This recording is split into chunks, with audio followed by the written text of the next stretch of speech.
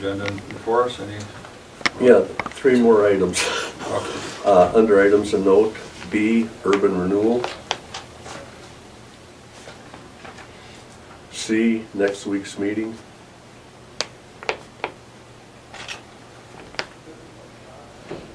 And D, economic development legislative roundtable discussion they held yesterday.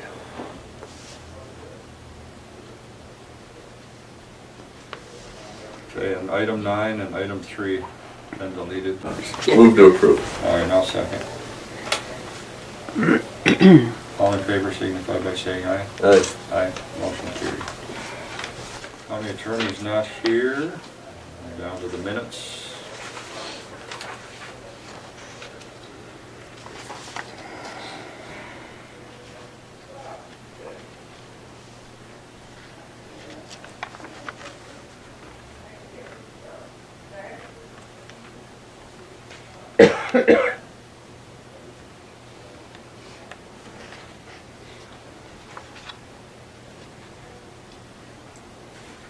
So move. I'll second. Motion is second to approve the, on the right line here. Approve the minutes from November 20th. Roll call vote. Aye. Morale, aye. Motion carried. Item 2, county attorney general discussion. The only thing I have is this contract that you were gonna start. Yeah, I didn't get there yesterday. So sometime when you get time. Yeah, are you gonna be in your office later? This morning, yeah. Okay, Yep. good. I have some other things I want to talk to you about. Okay. Other than that, I don't have anything. Okay. Anything for Mark? Other than where do you want to meet next week? Oh. Yeah, yeah, out there. Should be moved in. I don't even know, you go around back or is it in front? Will be the You'd be second closer to office from the south the, end, on the west side there. on the west side. But you could go in that west door, I guess. South Other west side of offices, the other building. offices will be at the, by the north door. Okay. I'll figure it out. Do we have keys yet? Just the old ones, the locks haven't been changed yet. They haven't showed up yet. When I get time. Thanks, Mark. All right. Okay, yeah, thank you. You have a chance to look at the claims, Stan? Yeah, the only thing that I saw is I think we could give notice to the Schumacher or whatever elevator company. I don't know that we have to continue to Yeah. have a monthly inspection if nobody's using the elevator. And there's no reason for anybody to be using the elevator after today. Well, they'll use it for the move. Well, Yeah. yeah, but Other okay. than that, But after this. other than that, I mean. But I mean handicapped, I should put it that way. There's no reason to. I'll make a motion to approve the claims. Second. Roll call vote, Morale, aye. Clark? Aye. Motion carried. Item 7 is approve the annual urban renewal report for 2011 and 12.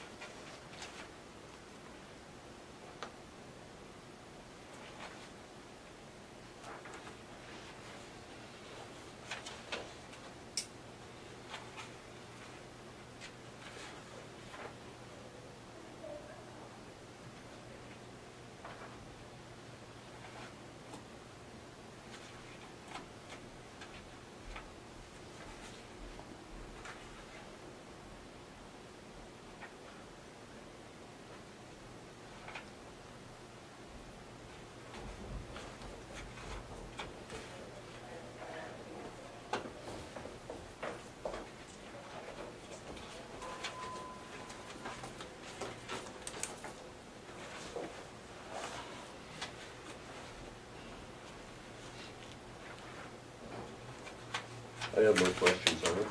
Okay. something they have to report now too. Right. Just a- So move. I'll second. Roll call vote, Walk, Aye. Merrill, aye. Motion carried. Number 8, items of note. I had no meetings. Had a DCAT meeting yesterday morning, short and sweet. Reviewed some contract services for 2013.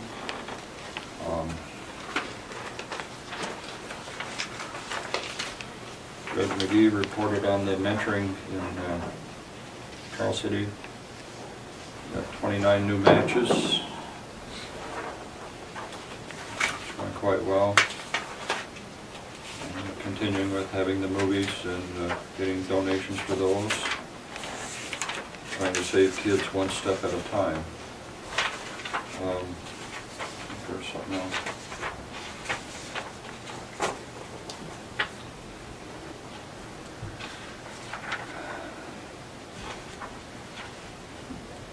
We're having a clothing drive for kids down there at the Charles City Library on December 19th. And Chickasaw County is having a Saving Kids One Step at a Time walk. And that is December 2nd.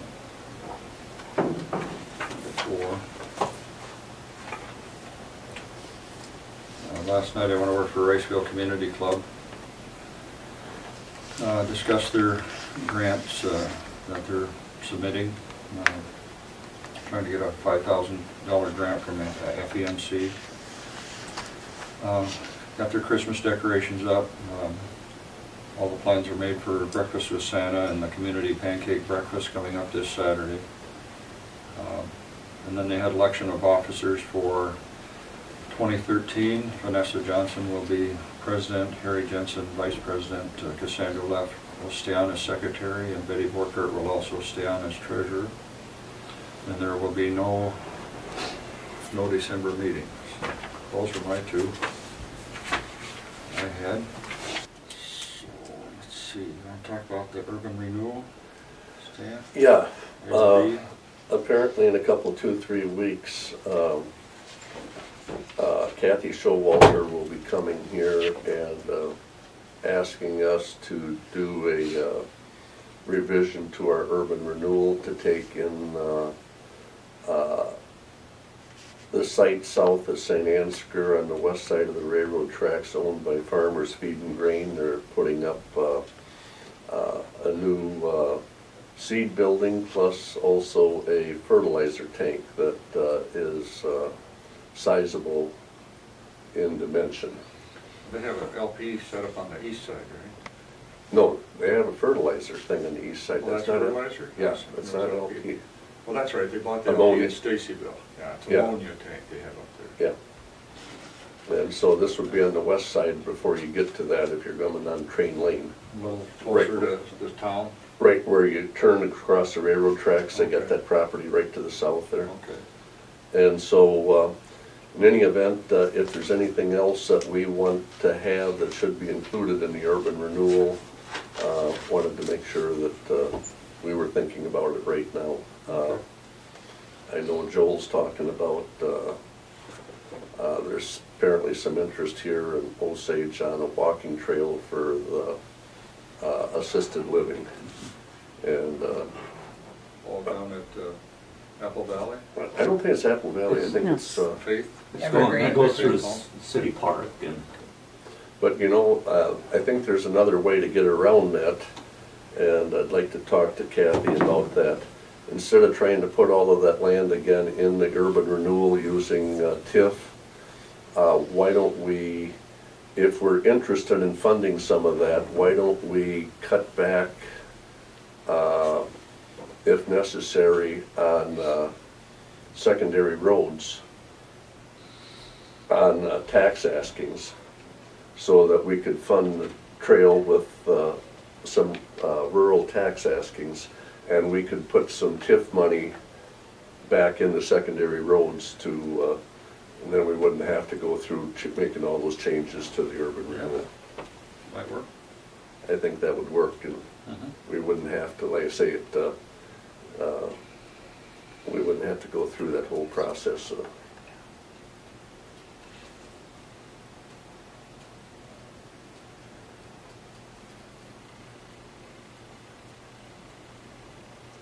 But if you have anything else that you might want to consider under the urban renewal or amendment, why be thinking about it. Yeah.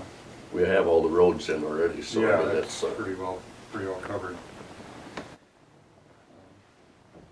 See, now, item C is next week's meeting. We'll be ready at the plaza then? Yep. December 4th. Alrighty.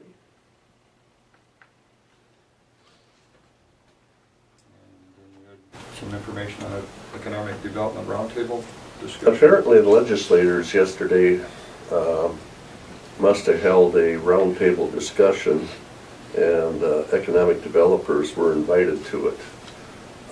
One of the big items, again, is using TIF for possible either a new or renovated courthouse. There's legislators that feel that we should only be using TIF for economic development things, even though this falls into urban blight. They feel that they want to put a stop to helping urban blight, which I think is a big mistake, and we should be continuing to What's their alternative plan? just let property taxpayers pay for it. They just don't want, and then this is part of the problem, that state legislators don't like the federal government mandating all kinds of rules and regulations on the state, and yet again they want to micromanage the counties. And you get back to politics, all politics are local. And I mean, Truly. everything starts here at the local level. That's very true. And I think these state legislators have to realize that they have to partner and work with us, not just try to dominate us and explain how they want this, they want that, and they'd be much better off partnering with us and trying to make things work on the local level, because what's good for Mitchell County may not be good for Cerro Gordo County, That's correct. and vice versa. So this always one shoe fits all, and trying to come up with more and more rules and regulations, I really feel is a disadvantage to efficient government, not an advantage.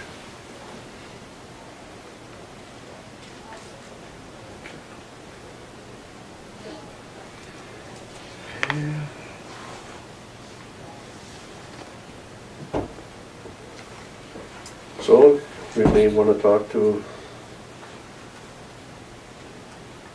Mary Jo, Wilhelm, Josh, and I have Amanda. talked to one of them, and they have no alternative plan. They just, apparently they can't run the state, so they're coming back to run the counties.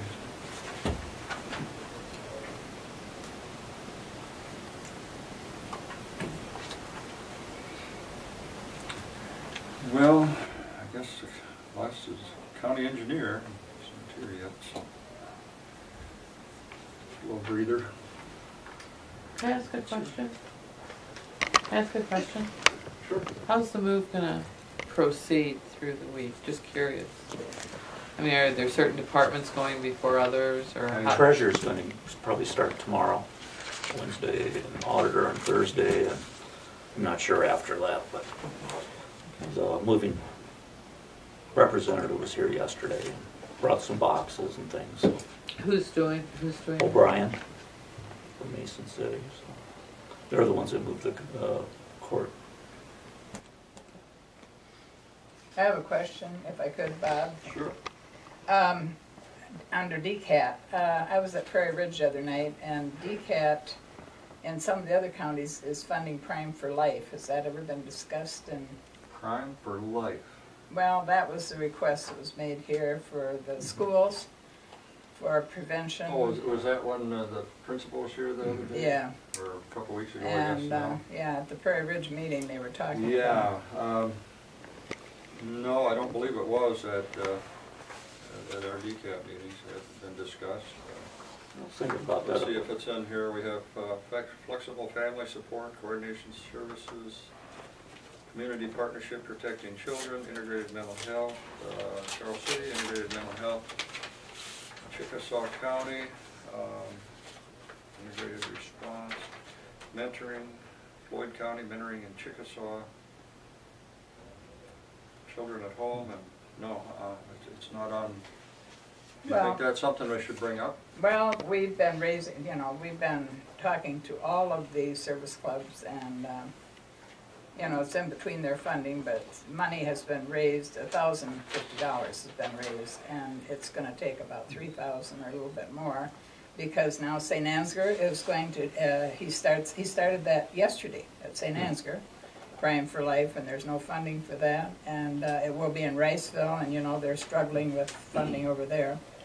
And that will be after the first of the year. So, your board requested that when the principal was here, that, and he was speaking for all the schools, that they look for other funding. And so anyway, don't know how it's going to get paid for at St. Ansgar and Riceville, and we've collected enough to pay part of it. We weren't even sure they were going to be doing it at St. Ansgar, because they hadn't done it, but now the new, whoever it is, do you know who it is, Stan? The new teacher, anyway, was very much for it. And as a matter of fact, it came out that Mitchell County was a shining star in the Prairie Ridge report. They were a shining star in the whole state for doing all that they have. The coalition, the Substance Abuse Coalition, with a little bit of money they had. So, and they have decreased the, from the surveys that were done, they've decreased the underage drinking by, it was 100 and some percent, and it's down to 80%. And the replies from the surveys in schools that have had Prime for Life.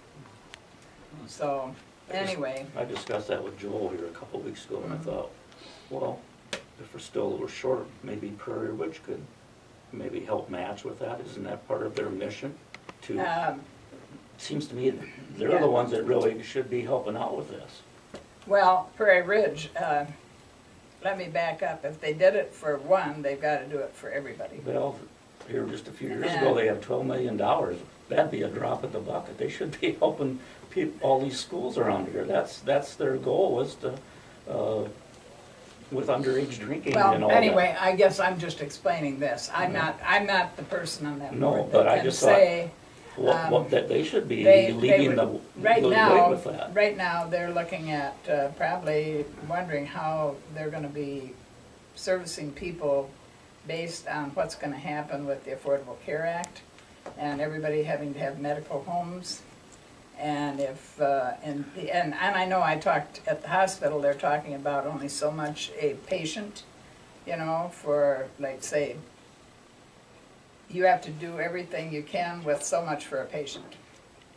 And it's all back to prevention, and if you want to make any money, if you want to have any profits, you're going to have to think smarter, you're going to have to be more prevention-minded.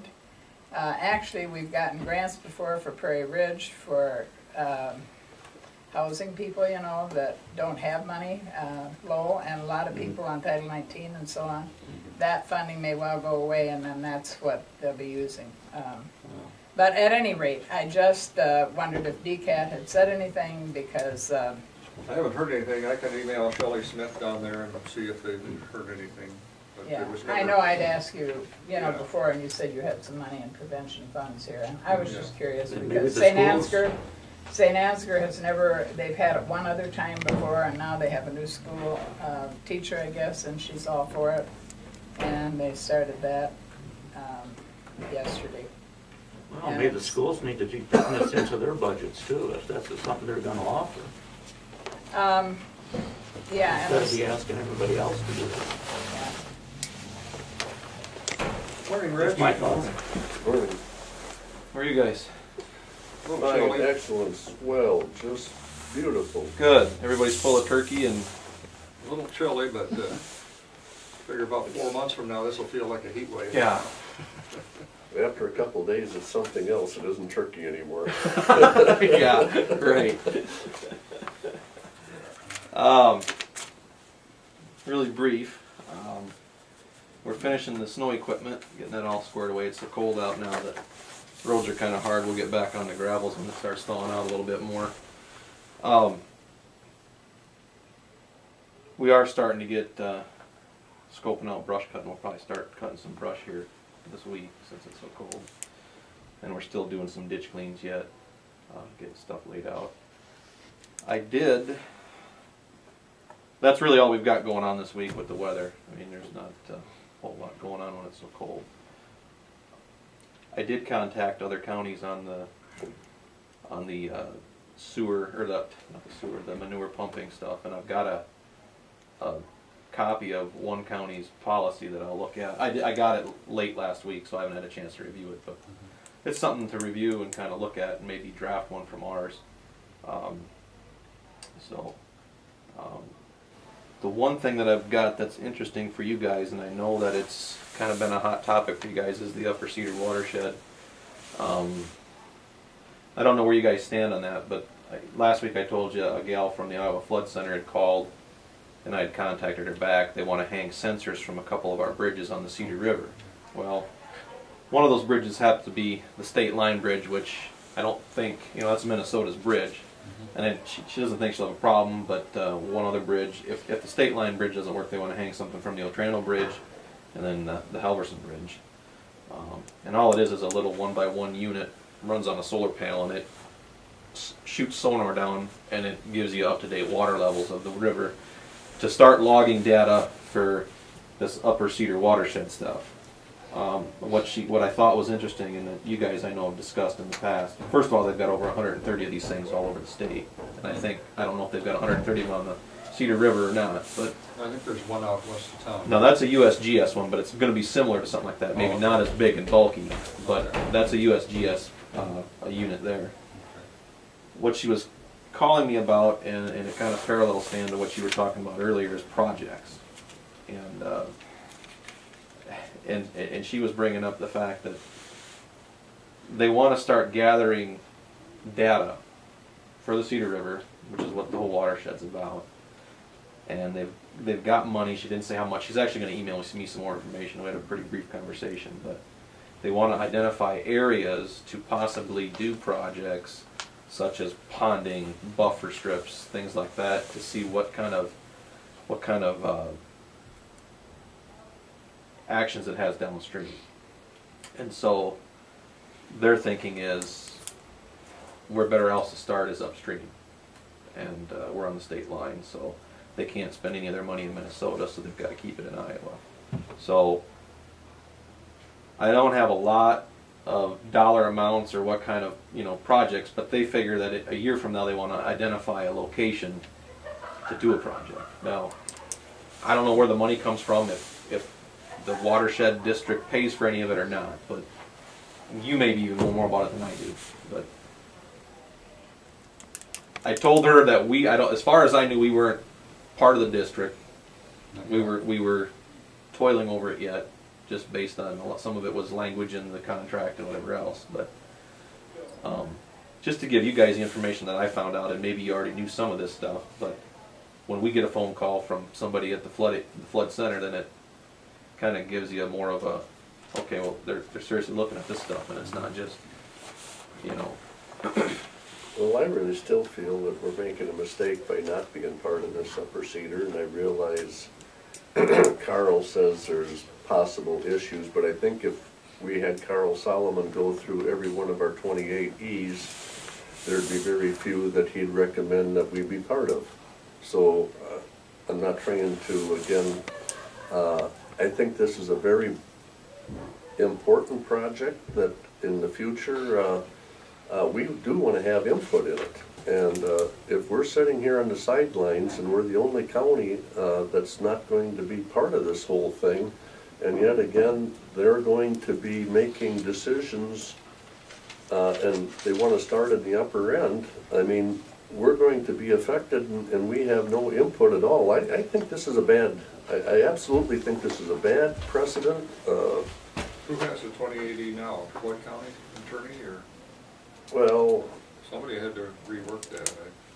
I can get a hold of, I mean, I can get a hold of the 28E again. Not sure who has, I mean, Floyd County is the managing entity. But, you know, most of these funds are gonna be coming from either the state of Iowa, because what you have is Senator Hogg, I guess it's, or Hogg, or however you pronounce it, from Cedar Rapids. He's the one that's really pushing this whole thing because of problems in basically Waterloo, Cedar Falls, Cedar Rapids, Iowa City. And so there's going to be state funding in order to do this stuff. And I say, I just really feel we're making a terrible mistake. And like I said, I don't know.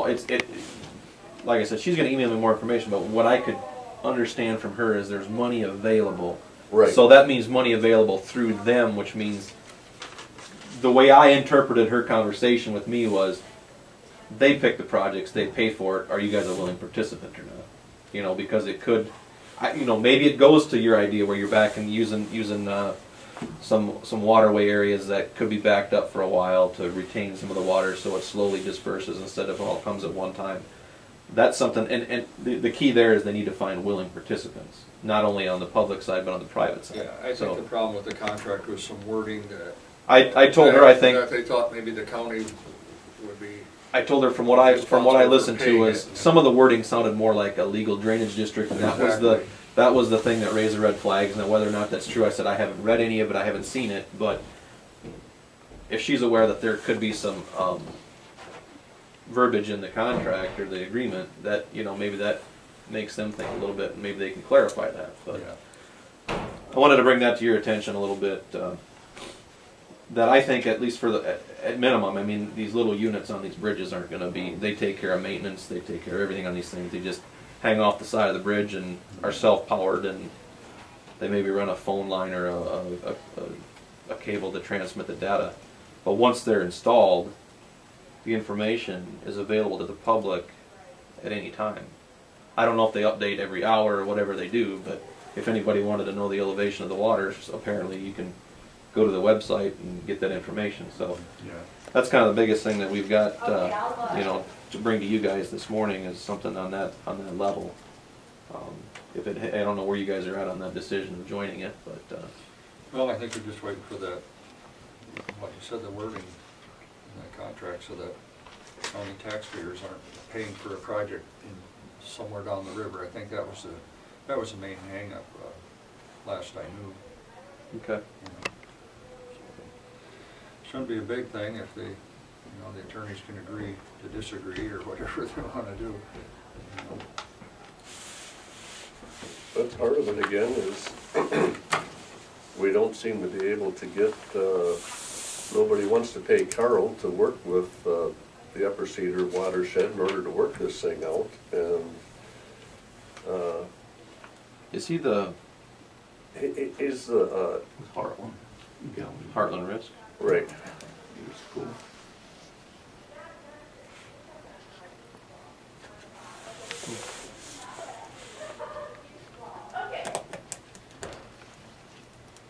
So I thought I'd bring that information. I think it's something you guys can probably use further in your decision-making processes. And if I get, she's going to send me an email hopefully today, so I could have even more information. Well, maybe we could have county attorney walk and the Upper Cedar group try to get, I mean, they know what Carl's concerns were. Maybe we can have our attorney work through whatever. And like I say, I still feel we should. Yeah, I mean, I think it's a good project. I mean, it's a good thing to pursue, but we just want to be sure before we sign on. No, I understand that. It's just a matter of wording, I guess. Sign into something blindly. Well, and I think, and I know I pointed this out to Rich before, I mean, even like on T26, on the road that I live on, you have a couple of places, one right south of me,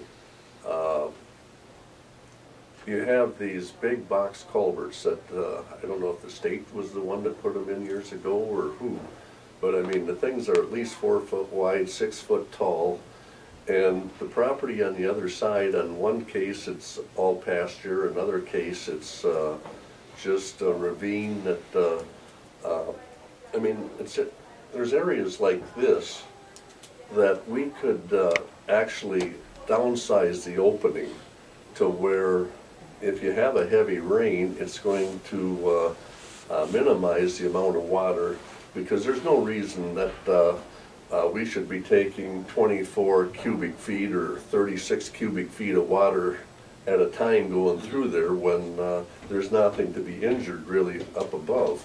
We're part of the problem, and we really need to start working on being part of the solution. Maybe that's part of their idea of the funding and this ponding, you know. I mentioned that, you know, we had discussed about restrictor plates in pipe or box culverts or whatever. Maybe that's good, maybe that's bad, but it's on the same principle. If you got in order to pond water, you got to back it up, and that's just something for them to decide whether they want to. You know, but their phase one is to, you know, get some hydrological data so that they know where they should start looking at things that where these projects could start. And Right. so, Well, I'd say pursue it. well, I'll get the information and I'll present it back to you guys what I get or forward it on. Plan for next week again. I'm gonna be out for the county engineers conference next week. That starts Tuesday. I don't remember if I think I've always come and then rushed down to get there. I think they register at noon. So We don't pay speeding tickets. I don't speed.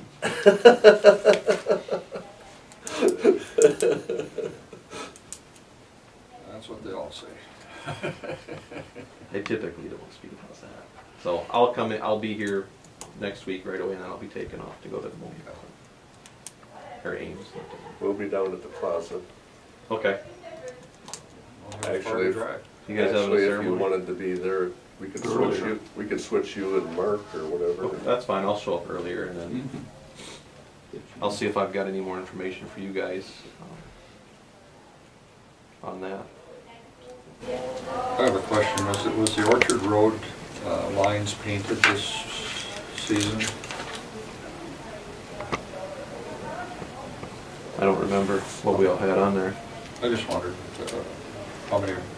I know other roads were painted. I don't know if that It one depends was. on the deterioration of them and where we had dollar amounts. Yeah, I can check for you. I'm I don't just remember. curious. I do not recall what got all I had a painted. call on the steel wheels on that road Saturday, so. Okay. I had contact with the Iona County engineer in Michigan, who I got the information to their township trustee, Okay, sure. and so Yeah. we've been conversing just by email on what's been done in the past. So I haven't gotten a response back. He just wanted to know what was going on, and Mhm. so. Yeah, we had a call from a township trustee in Michigan. We're having the same problem with the roads being destroyed by steel wheels up in their area too. So. That's what that was about. Well, and just to give you a heads up, Supervisor Voplander, I know, wants to possibly work with an organization here in Osage on doing a walking trail for part of the area. Instead of trying to put the whole thing into an urban renewal, getting all of the property descriptions and so on and so forth so that we could use TIF, I may want to try to see if we can't basically reduce some of your tax askings from rural basic and then give you some TIF money because all of the roads. I mean, it would be a wash, but it would save us a lot of paperwork. So just to give you a heads up, I want to talk to Kathy Showalter about that. Is that walking trail around town, or is it? Well, it'd be Wellness. wellness trail in the southern part of town, I believe, is what, and I had no idea Joel was supposed to be here this morning to tell us about what, so I have no idea what length, I mean, how much the community's willing to put in, if they are willing to put anything in. I know St. Anne's Group, I think 75% of it was paid for by private funds, and He can keep his sick germs at home. No, we can discuss that. So. Anything else? I don't have anything, Rich. I'm gonna email you fellas. Did you have a call on any culverts yesterday, wanting to buy culverts? No. Okay. I'm gonna email you guys later on, the Iowa Concrete Paving Association for their, for NACE 2012, they call it 2012, it's in 2013. It's in Des Moines, it's in Iowa this year. I think I mentioned that to you guys. For a handout of concrete overlays, they wanted some quotes from the Worth and Mitchell County engineer on the selection of, you know, the concrete pavement versus the asphalt pavement. And I think the key is what happened, and it's before I got here, what kind of decisions you guys went through, what kind of process you went through to make those decisions on. They indicated to me that possibly Worth County, the supervisors got the quotes in, and then when they found out the pricing, they went almost door to door on the route and asked people what they wanted. I don't know if that happened or not. I've talked to the group over there too to see if they gave me some information. But they want a couple lines of quote as to what made the decision for the county as far as why we did it. I know the second we did it before because it worked so well the first time, but and after we found out the economics behind it, it was a good idea. So, but I'll email you guys some things, and maybe you guys got a few little blurbs you want to throw out there as far as what was the actual what gave you guys the push to go that way. So nothing major. They just want a few lines. well, basically though too, and this is an unknown quantity, but we do know about how long blacktops last, and we've been kind of led to believe that this white topping is going to have a longer useful life than, and it might be substantially longer than what the asphalt. And so, of course, the jury is out on that. Sure. Yeah. But And I know those things, those types of quotes we'll put in there too. I think what I'm going to do is give them a brief paragraph of what happened before and where we're at today. So I didn't know if you guys had anything else you could add to it that might be beneficial to the. Because I think that at NACE this year that's going to be a hot topic. When you got the whole country's worth of, and not every state has an engineer that comes here, but it's a nationwide thing. And I think the 4-inch overlays are going to be a topic of discussion at the county engineers conference. So. Well, we bid them both ways, but if you compared apples to apples, the concrete was, much better bang for the buck. So.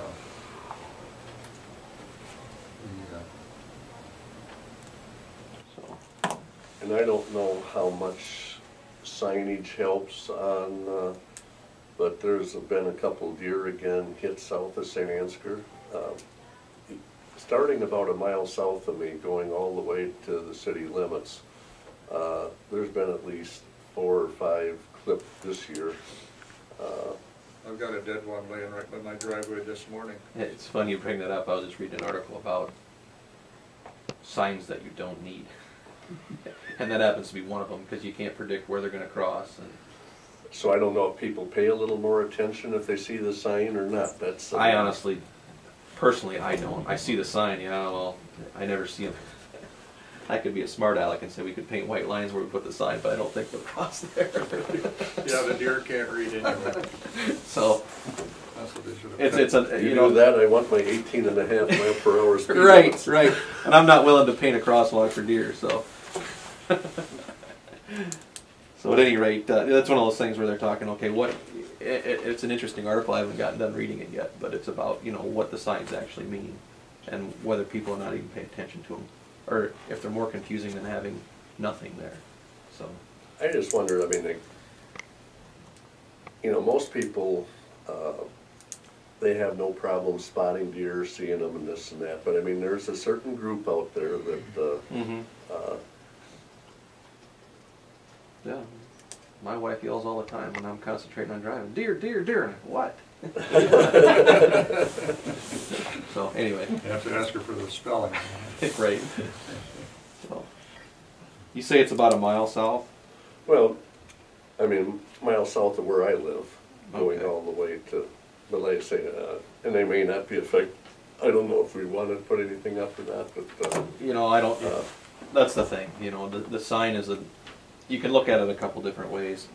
It raises some awareness for some. It doesn't do anything for anybody else. It's a cost to install. It's a cost to maintain. So I guess, is there a benefit to putting it in or not? I mean, we've got them around. But I know the some one thing counties. about it, you can put them on an existing sign on the bottom or whatever. I know some counties are starting to. If they've got a sign like that and it breaks, they don't put it back up. They just figure it's easier to not maintain something like that than. Yeah. Yeah, I mean, they show up everywhere, Yeah. you know. But there's areas that they're more Oh, concentrated. Yeah, if you've got you a get- wooded area you get to adjacent. near the river or stream where it's wooded, they're more prevalent, but I've got them coming through my property every night. Deer tag. They're working on it upstairs at this very moment. Oh, The semi, I think, got one last night, so it's okay. one less for me. I'll bring more than information if she sends it to me, then you guys can have, I'll give you They're that. dangerous, they kill about 150 people a year. It's the most dangerous animal in North America. White-tailed deer. I don't have anything else, Rich. Okay. Thanks a lot. Have a good week and we'll see you at the new digs. There you go.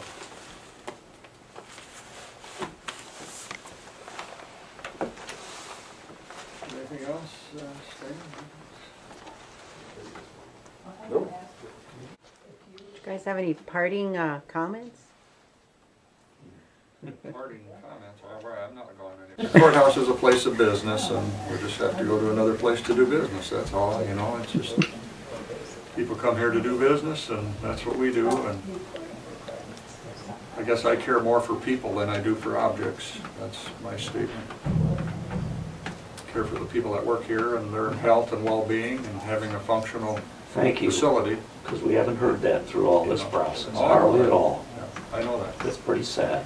Yeah, and so I place a higher priority on people. I had that in my campaign brochure 2 different times. People are our most important commodity we have here in the And if county. you want to really shoot some video, I haven't gone in there, but they tell me you ought to go into the vault at the clerk's office and see the It's mold pretty- and whatnot, and Solid black mold.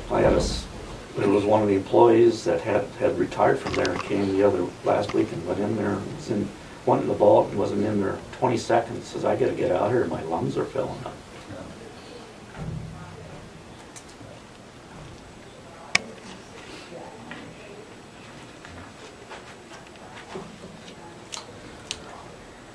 Yeah, so we just need a new place to do business. 918?